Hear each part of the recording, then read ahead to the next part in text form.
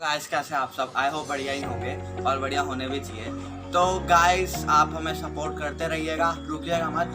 तो आज की वीडियो शुरू करने से पहले हमारी वीडियो को लाइक करें, चैनल को सब्सक्राइब करें और जितना हो सके उतना शेयर करें। तो मेरे पास कल ही एक कमेंट आया, कल ही मतलब नहीं, आज सुबह एक कमेंट आया जिसमें एक बंदे ने मुझसे पूछा कि डीसी मोटर, हाँ जिससे टॉय कार चलती है मोटर से, वो जो आपने छोटी देखी होगी है जो आपकी स्क्रीन पे आई, तो ये जो मोटर है वो काम कैसे करती है, इसके अंदर की फिजिक्स क्या है, साइंस क्या है, मतलब खोलना है पूरा, साइंस फिजिक्स सब खोल देनी है। तो आज की इस वीडियो में मैं सब कुछ खोल दूंगा और आपको ढंग से बताऊंगा कि ये काम होती कैसे है। तो आपको बहुत सारी एनर्जी इसके बारे में तो पता होगा ही, इलेक्ट्रिक एनर्जी क्या होती है, मैकेनिकल एनर्जी क्या होती है, तो सब आपको पता ही है। अब मैं आज की वाली वीडियो को शुरू करने से पहले मैं आपको एक चीज़ बताना चाहूँगा कि अगर आपने हमारे चैनल को अभी तक सब्सक्राइब नहीं किया है, नीचे देखो वो लाल वाला बटन, उसको सब्सक्राइब करो, घंटे को दबा दो और लाइक कर दो, शेयर भी करते रहिएगा। और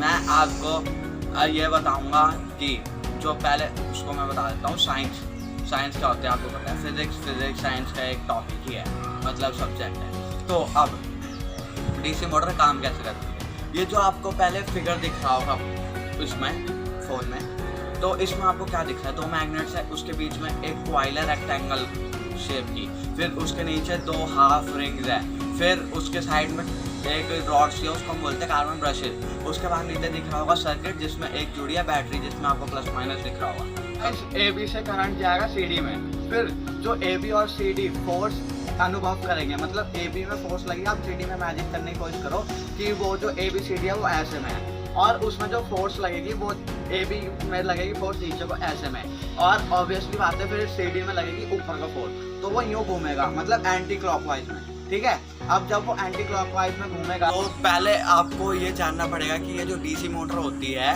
उसका काम क्या होता है। तो सारी मोटर्स का काम, जो कि इलेक्ट्रिकल मोटर्स होती है, उन सब मोटर का काम होता है इलेक्ट्रिकल एनर्जी को मैकेनिकल एनर्जी में चेंज करना।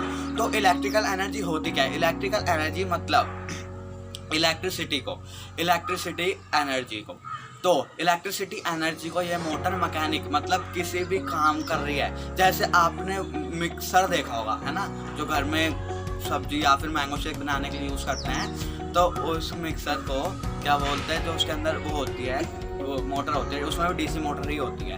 तो उस मोटर को क्या वो जब चलती है वो वाली मोटर, तो मैकेनिकल उसमें ही तो चेंज करिए ना जी, उससे हमें कुछ काम करने को मिल रहा है। तो पहले इलेक्ट्रिसिटी पास हुई तो फिर उससे हमें कुछ काम करने को मिला है, तो इसे हम बोलेंगे मैकेनिकल एनर्जी।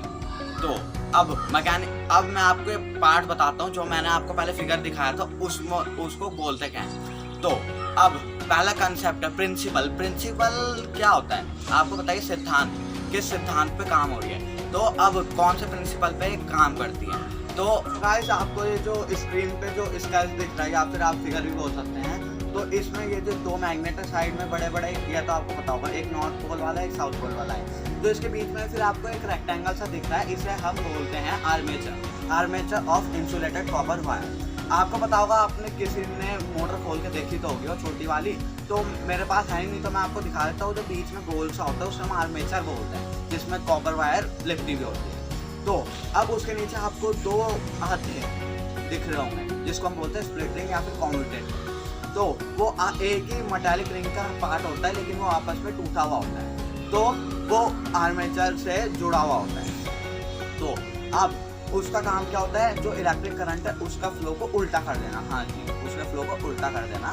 तो अब इसके बाद जो आपको साइड में दो रॉड दिख रही होगी, उसको हम बोलते हैं कार्बन ब्रशेज। अब कार्बन ब्रशेज जो होती है वो सर्किट से जुड़ी होती है, जिसमें आपको एक बैटरी दिख रही होगी। तो ये जो रॉड है वो स्प्लिट रिंग से क्या करते हैं, स्प्लिट रिंग से जोड़ने का, जिससे करंट फ्लो हो सके।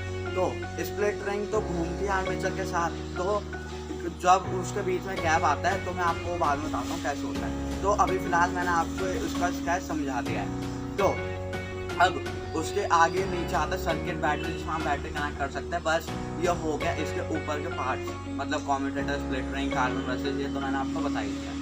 अब इसकी वर्किंग क्या है, मतलब ये काम कैसे करता है। तो जब बैटरी से करंट फ्लो हुआ तो यूँ गया, आप देख रहे होंगे इस स्केच में, तो करंट फ्लो हो रहा है, वो जो एरो छोटे छोटे से दिख रहे होंगे, तो उसका मतलब है करंट उस भाव में फ्लो हो रहा है। तो जब करंट फ्लो होता है कार्बन ब्रशेस के थ्रू स्प्लिट रिंग्स में जाता है और आपको ये जो ए बी दिख रहा होगा, जब ए बी जो का प्रिंसिपल यह है, जब भी कोई मैग्नेटिक फील्ड के बीच में मतलब दो मैग्नेट के बीच में मैग्नेटिक फील्ड बनती है, तो उस मैग्नेटिक फील्ड में अगर कोई हम करंट कैरिंग कंडक्टर मतलब या कोई भी चीज़ रख दे जो करंट जिसमें पास हो रहा हो, तो अगर हम मैग्नेटिक फील्ड में करंट कैरिंग कंडक्टर को बीच में रख दें तो वो एक ऐसी फोर्स का अनुभव करेगा, ऐसी फोर्स का अनुभव करेगा जो उसकी मूवमेंट, जो उसमें मूवमेंट लाएगा।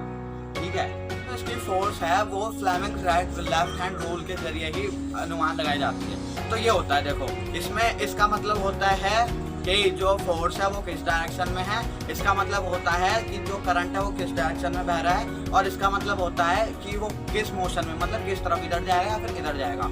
तो आप खुद ही इससे अनुमान लगा सकते हैं। आर्मेचर मतलब वो जो इसमें डायग्राम है इसमें देख कर तो क्या होता है फिर जो अब मैं आपको बताता हूँ वो घूमता कैसे। तो उसमें गया है कार्बन ब्रशेस से गया है, फिर स्प्लिट रिंग में टच हुआ है, फिर उसमें गया है। जब वो फिर वर्टिकल हो जाएगा मतलब वो यूँ खड़ा हो जाएगा, तो ऐसे था वो यूँ खड़ा हो जाएगा उसमें, तो फिर उसमें क्या होगा कि जो स्प्लिट रिंग्स है मतलब वो ऐसे में जुड़े थे, जब ऐसे में तो फिर वो जब यूँ होंगे तो ऐसे होंगे, मतलब वो बीच में गैप में आ जाएंगे, तब भी वो स्टॉप नहीं होंगे क्योंकि जो वो थी मोटर का आर्मेचर उसमें आ चुका है क्या, मोशन।